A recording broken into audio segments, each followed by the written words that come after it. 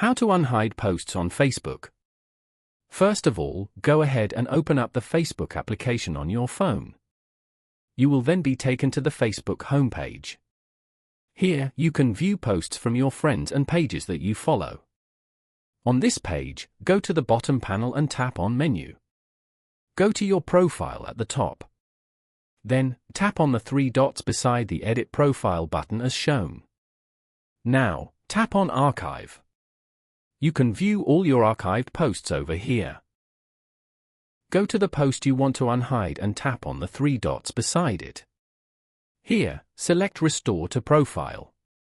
Tap on Restore again to confirm. This post is now successfully restored to your profile. Go back to your profile to view the post. Following these steps, you can easily unhide posts on Facebook. Thank you for watching. Please leave a like if this tutorial helped you, or leave a comment below if you have any questions related to the video.